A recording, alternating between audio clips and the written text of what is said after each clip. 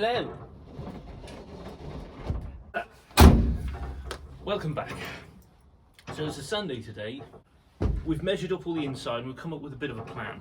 I'm going to order some materials online, get some plywood and some all sorts of bits and insulation stuff for the inside. That's all on the way. It's all in the bag, alright? However, in the meantime, there's a few little jobs I need to do, well I wanted to do, for the time being, whilst I'm waiting for all the bits for the inside. See, I've written it down. So the window trim, I've done the other side, I've parked the van this side round, and I need to do the window trim, which is what this stuff is. A little bit awkward, but I've got these two side windows and the main front windscreen to do. I'll show you how to do them a little bit, because there's a bit of a knack to it. Driver's side caliper, so this caliper on the driver's side is squealing. I've changed the pistons out, I've changed the seals on the pistons. When I took the piston out of the caliper, on the inside edge of it was all rusted and pitted. Which is a no, it's a non-fix really, you've got to swap the caliper out. I did try and sand it as best as I can, get the wire brush in there. It's still squealing like a pig, so that's coming off. I've got a new caliper to change that. Got a new caliper for there, very nice. Speedo cable doesn't work. It hasn't worked for the last, I don't know how many years. And all it's done is that there's a little plastic clip off the back of the Speedo that's broken, that's come loose, and it keeps coming loose. I've tried to tape it in, it's just not having it. I'm trying to get away with it and it's not doing it. So I've got a new cable, I'm going to try and pull that in using the old one. Also, whilst I'm in there, the wheel bearings on the front axles, they're too tight because I can feel them getting hot. Now I'm not sure whether it was this side because I know the brakes are binding on this side, so that could be the heat, but on the passenger side, yeah, it's getting hot, so the bearings are a little bit too tight. And if any of you are watching my Instagram or my reels, you'll see me changing the brake pads and you'll see my investigation of that caliper on there as well. That's your lot, that's what I've got today. So I'm going to start by doing some of the window trim because it's quite cold and this stresses me out, gets me angry and hot and sweaty, so it's going to warm me up, alright? So I'm going to start with one of those and I'll show you how to do it as well. So, I haven't got a kettle here, I know, sacrilege, but it's, well, needs must, it is what it is. However, you have, so take the time now, pause this video, go and get yourself a cup of tea, bang some sugar in it if you're feeling brave, and meet me. I suppose I'll move you a bit closer and we'll start on this window, alright? So you go and grab that, I'll go and grab the bits, and I'll catch you in a bit. Okay, there's four things you need here, right? You'll need the trim, wherever you get that from, that's fine, it's up to you. They will be too long, deliberately. You can see how awkward this is going to be. They will be too long originally. Don't cut them short before you start. Start, and then when you get to the end, then cut it short. Alright, saves yourself some money. The next thing you'll need is some washing up liquid and some water in a spray bottle, and that's to lubricate. You want this as wet and as slippy and slidey, let's keep it PG, as you can, to aid in the, yeah, you don't want friction in this. So there's that, and then finally you want a window trim tool. This is one my dad made, which is, all you can see there is, well, that's it really. And this is to slip inside here in the groove to create that opening, and then you can feed this in and then slide down with it. Alright, you can see how awkward this is going to be, but we're going to go. This is what we're doing. Those three things, and the last thing you need is buckets of patience and strong hands, alright, because it's prepare to be cramped. Alright, so yeah, there's the warning, alright. I will obviously edit out as many of the swear words as I possibly can. This should be the easy one because this is not in a tight curl, this is ready to rock. This has got the bends in it in the right place and this is ready to go. Where I like to have the join, because of course you'll have two parts meeting, is I like to have the join at the top in the centre. Exactly the same with the rubber window trim. there is a join. You want that join when you put the windows in to be in the top and the center. I mean, it could be at the bottom of the center, no biggie. But don't have that join on a corner, because the extra pressure in the corner will split that rubber, or has split the rubber in the past on some of the ones I've done. So yeah, top center, join, top center. All right. I suppose there's no particular reason why. It's just if it was at the bottom in the middle, I would feel in my own brain that water could get in that way and sit along that edge. It's going to anyway, but you're with me. Right, I've chatted enough. I'm going to make a start.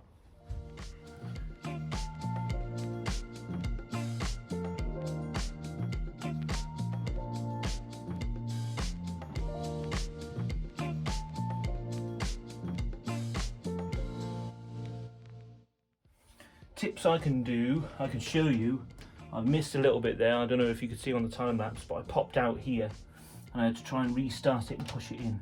Don't worry about little bits like that. You can fix that afterwards, as long as it's not a little bit. If you've already slipped out and you're up here, I would start again just because of the effort.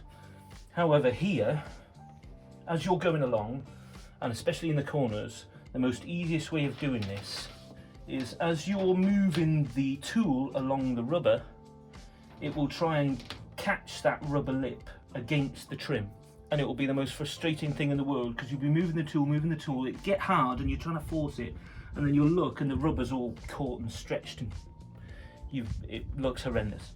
It will eventually retract back into place, the rubber, but it's awkward and it slows down the process. So one of the easiest things to avoid that is, whilst you're moving the tool along, your other hand is on the trim and is lifting it away from the rubber and pushing inwards. You're pushing back the way, and that way it stops the rubber catching and helps the trim part sit correctly. So I've come out there, which is a bugger. I'll slide back and try and wiggle it back in.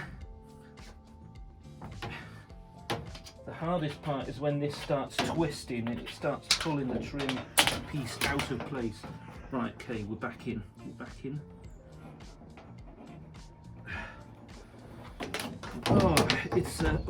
I've slipped out again. It's a long, stressful process, but with patience and practice you will get it.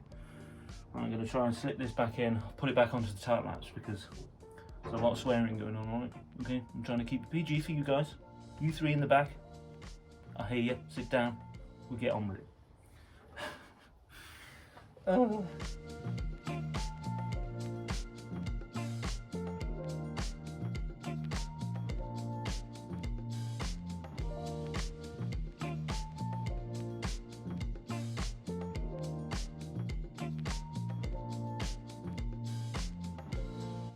Okay, so we're there or thereabouts. It's a little bit long, so I'm going to snip this end off. Oosh. And I'll show you some of the problems that you'll come across when you're doing this. Here is fine, it's fine, everything's fine. I came out a little bit here on the inside. You can see, where are we? Yeah, you can see that little lip there. And on the corresponding side, you can see that little bit of plastic trim there. I'll show you how to sort that out in a second. Again, a couple of bits where I slipped out here and had to go back in. Not too bad. The bottom one on there is fine, that one. And that one. Sort them out. Slipped out again. I hate this bit when you're coming up. Absolute hand cramp central. And then when you're on the home stretch, you'll always come out near the end. About halfway up the top, you'll always come out just because you're getting excited, okay? You're nearly there. You're on the home straight, you're getting excited, and it'll always come out. So for sorting these out, you want the tiniest flathead screwdriver you can find, and you want to try and pick it in. You don't want to go jamming it in there because you don't want to destroy the rubber. But it is a bit fiddly. I'm trying to do it with one hand here. But there we go, it's starting to come out.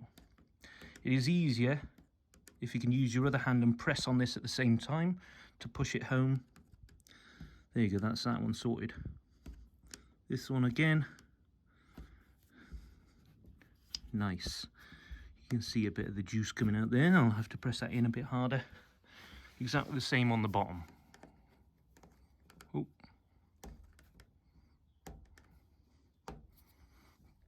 Perfect. That's actually going really well. There was another bit I forgot to tell you, which you need another screwdriver for, and I'll show you now, is this bit. You may have got a part of the trim where you can see that, where you've pushed the trim in too far. That is very easy to sort out. You need a bigger flathead. Where are we now? Where's my bigger flathead? You need a bigger one. Right, and all you do is with a little bit of pressure, is you just run it along, and there you go, and it sorts it straight out. Now, word of advice, when you're doing this, it is very easy to get a bit gung-ho, and all it takes is a tiny little bit of a slip and you're on your paintwork. So be very careful. I found that out to my cost. We're not going to talk about it, we're going to move on, okay? But yeah, that's how you do that. Same with the bottom, just run a cheeky little screwdriver along it, boom. There you go. Beautiful.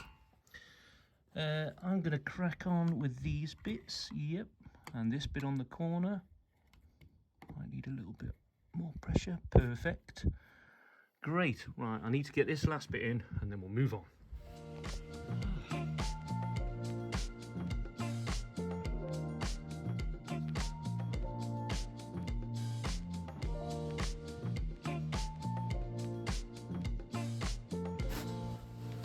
Right, job's a good one. It's always good, or I always feel a lot more, I feel a lot better about it if I, when I've finished, or I think I've finished, go over everything with my fingers and just feel my way around that trim. Looking for any implications or anything that doesn't feel quite right. Beautiful. Now the window should sit a little bit better, and over time this should settle. Until these trim pieces are in this, these seals, the seal can't really sit properly and it doesn't look quite right. However, you can see how much nicer that set this window off. I like the ones with the trim in it because it sets it off. It's period correct and it looks, do you know what I mean? Things were nice back in the day. So I'm going to crack on with this window and then I'm going to do the front windscreen. But that's essentially how you do it. It might not be the correct way to do it, right? Disclaimer. But this is how I've learnt. This is what I've made up as I've been going along trying to do this. This tool, yeah, like I said, my dad made this, but you can buy these. Just look for any trim, window trim seal tool. You will see some with a mount and a roller on the back of it to help push it in. I haven't had much luck with them. I think that I've tried. Yeah, this seems to work for me. Just this aperture here, because it's just the right size to get in there, and it's just the right size to get the trim to push through that hole and then to work it in. Yes, it's a pain in the rectum, but it gets the job done. So I'm going to crack on with the other two, and then I'll catch up with you after that. If you like, I mean, keep drinking your tea, but by all means, go and get yourself another one. I'll see you in a second.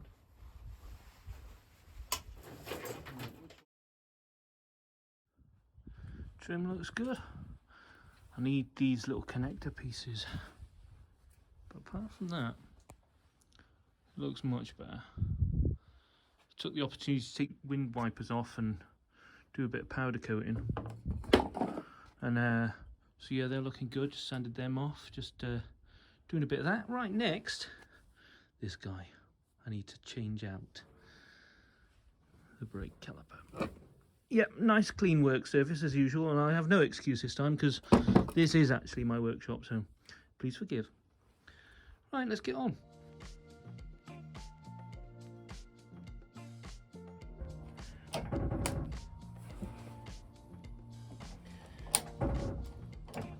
Let's get this under there because it's pretty sketchy. As good as anything. So good. I've run out of oil in the jack, that's as high as I can go. I need a new jack, but I haven't got the money for one. Let's see how that holds. Okay, that's where it's going to stay.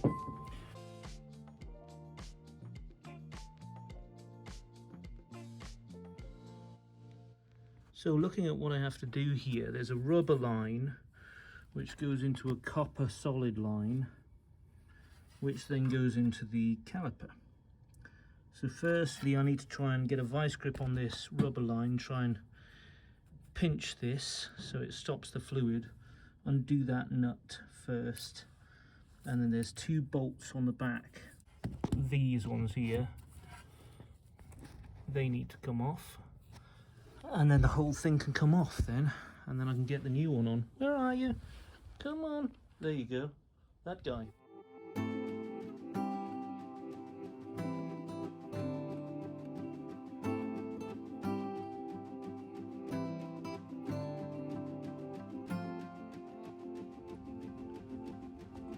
Now to get all of that gear on there, and then get that in there.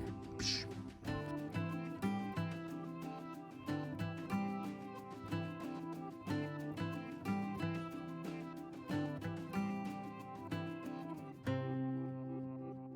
Right, now that that's all out, I'll try and show you what was going on in here and why this was squealing.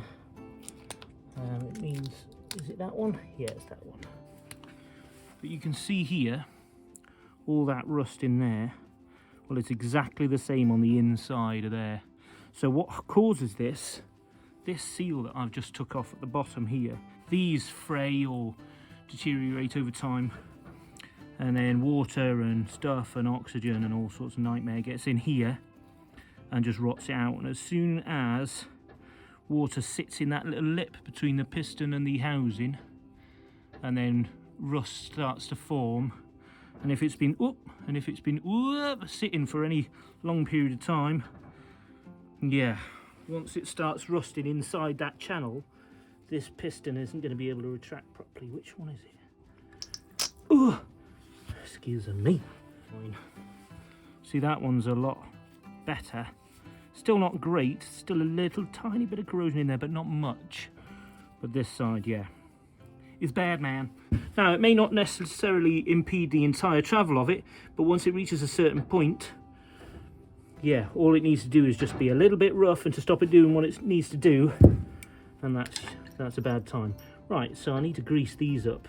These are what the pads run on, so it helps if these have got a little bit of grease on them. Pads are looking okay, really, they're fine, yeah. So I'm going to start putting things back together this way. Spring clip. I'm not entirely sure what the point of this spring clip is. I thought it was to aid in the pads retracting, but I'm not entirely sure how true that is. So if any of you know, stick it down in the comments, will you? Let me know. I ain't got a clue what they're for, but I thought I was going to leave them out, but I thought best not. They're in there, so you may as well put them back in. So yeah, are they to aid in pushing the pads apart? I'm not sure. I'm bloody guessing here. And I was supposed to grease these up, wasn't I? Come on, Frank. Okay, we're cooking on gas, all right.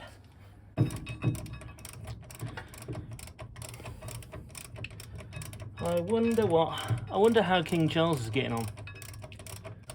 In and out of there. He's been in the hospital with a prostate, hasn't he? Not ideal. It's been very covered by the news, though. I'm not sure.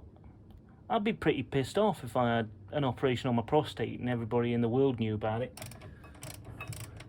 I mean, it's not an uncommon thing for people over the age of... Well, you get checked for it after your 40th birthday. You get checked every year or every couple of years. So it's not that bloody... It's not bloody newsworthy for a start. Anyway, we'll get on with this.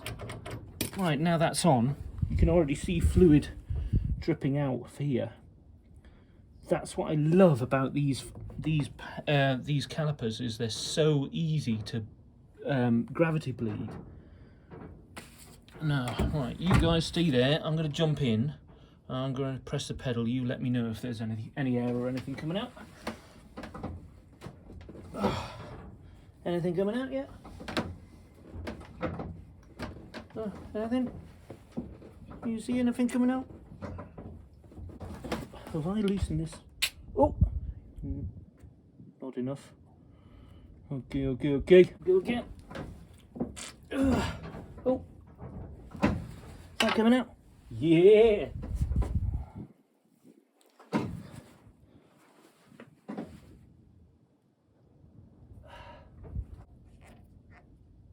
Yeah, I'm happy with that. What you do with brake bleeding is trying to get as much air out of the system as you can. The brake fluid does not compress, so when you press the pedal and it pushes the piston, that brake fluid will multiply that force against your pads onto your disc to stop the car, right? If there's air in the system, air compresses, so you won't get full contact on the brakes. You'll press the pedal and the car won't stop as you expect it to stop. It will veer left, or it will just take ages to slow down. And you'll have to pump the brakes to try and enact some force onto these. So that's the idea of it, to bleed the brakes to stop them. Right there. Lovely. All right, I'm going to pump them and then I'm going to open them again because I feel like there's some air still in the system. What I'm going to do now is I'm going to clean all this up, put all this away. I'm going to knock this off, loosen that nut off so that the bearing's a little bit looser because it's a little bit tight at the minute. And then I'm going to try and pull in that new Speedo cable, which I'll show you.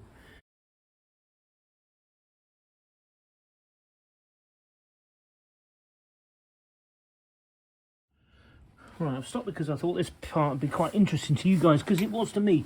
Like, usually in old cars, your Speedo would work off a cable which ran off a geared drive off the back of your gearbox, right? Usually, so that however fast the prop spins, there's a gear ratio, and then it goes onto the back of the Speedo and spins, the cable physically spins and spins the Speedo over the correct speed.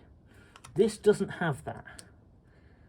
This, rather than all that, is much simpler, and I think a much more ergonomic, efficient way of doing things, and it's easy to fix as well.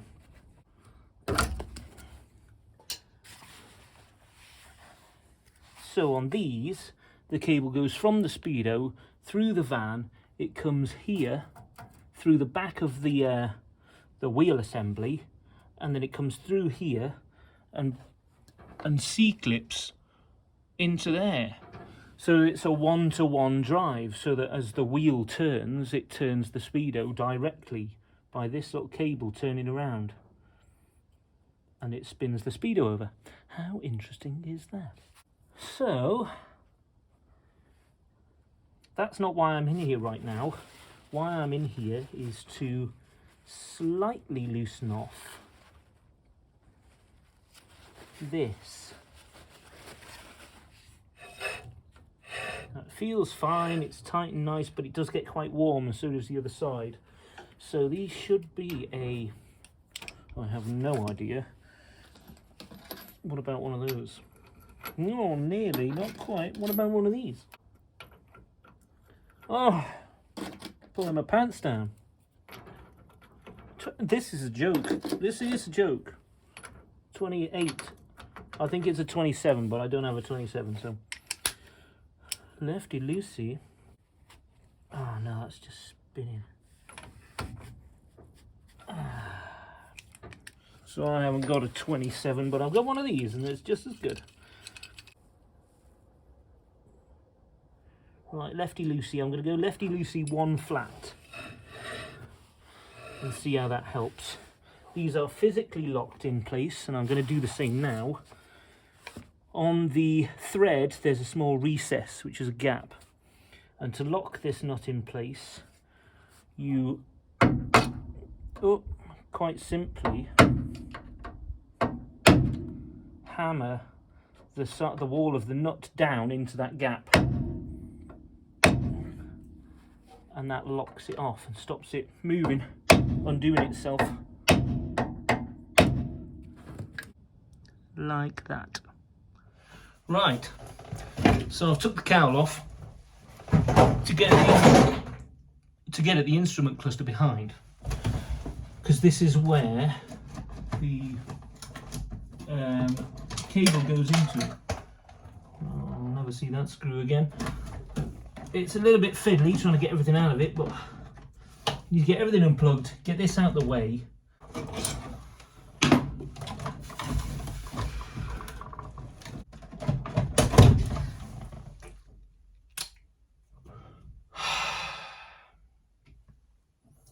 Remain calm.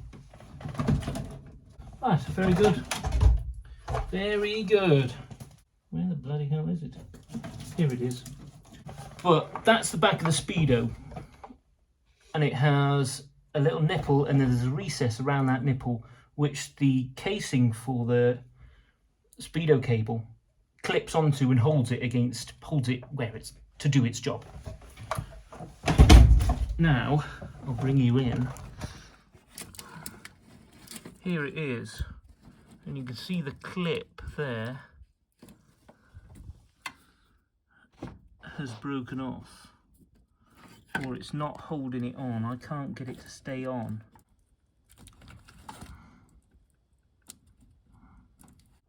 So from what I can see, this goes through a rubber grommet in the firewall there, where it will run down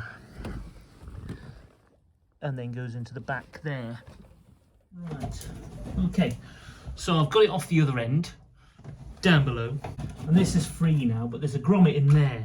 So if I pull this out, to thread this through, I'm going to have to take all the front grille and all that off. I can't, and then like fish it through with, I'm not doing it. So what I'm going to do is I'm going to whip this off, take this onto this end, and then I'll use the old one to pull the new one through.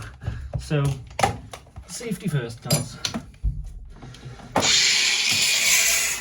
Oh. Oh. Why does that not enjoy? Is the battery dead? Battery's dead.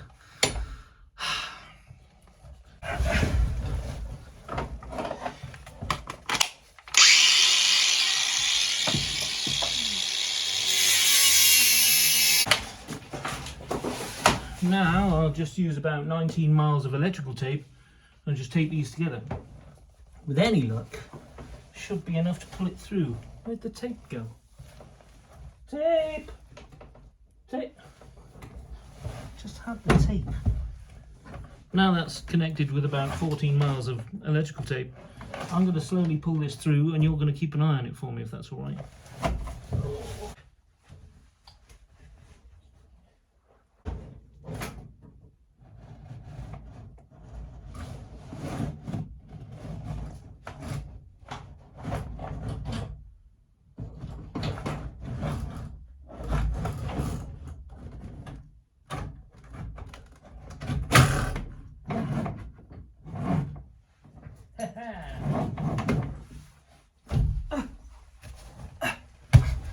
How's he doing?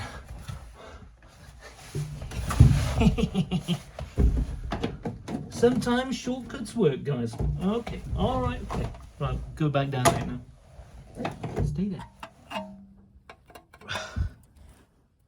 Why, hello. Hello, Mr. Man. Nice. Is that supposed to go over or under? Oh, I think it might have to go over.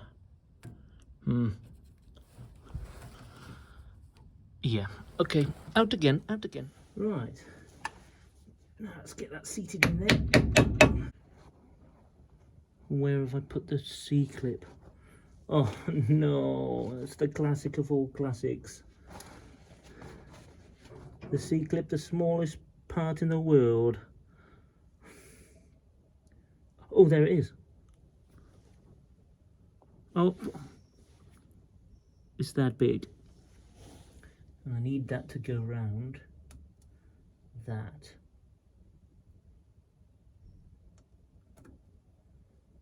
Is that on? It's not holding it on. Shouldn't reuse a C-clip, but I'm gonna have to bend it back into shape so that it'll stay on there. Oh, I've broke it. Oh, well, what next? might have to use wire.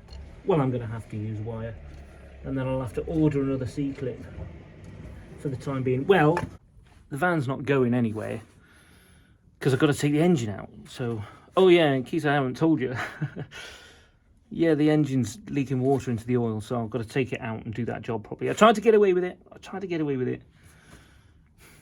But yeah, so this isn't going anywhere for a while. So I'll put some wire on this for the time being, and then I'll order a new C-clip. They're like £0.50. So yes, I'll do that, and then I'll do the top side. Nice.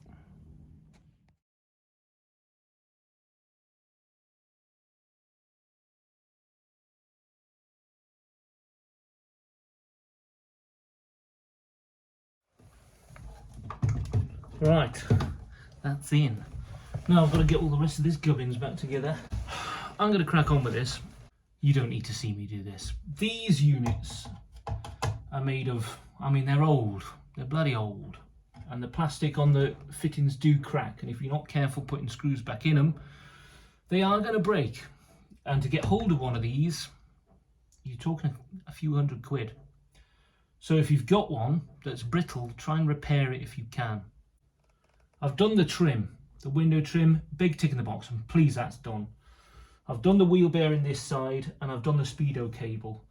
And that's pretty much what I wanted to do. I don't want to move the van just to do the bearing on that side, just because it's a bit awkward, although I will do it at some point.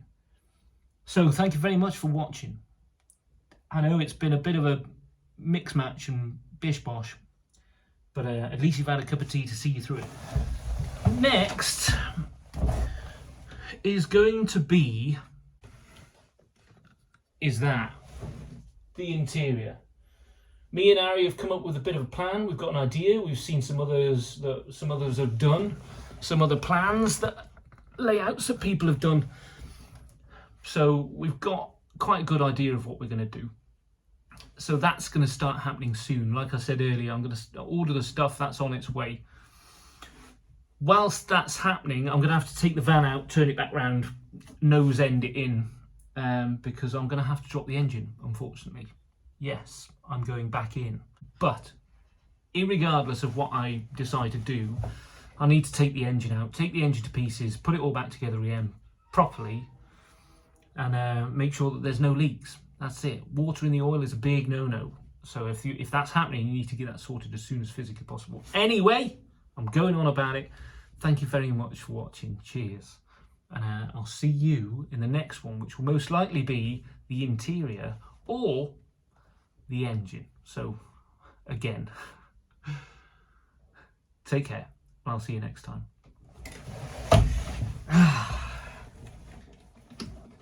Come on, you bastard.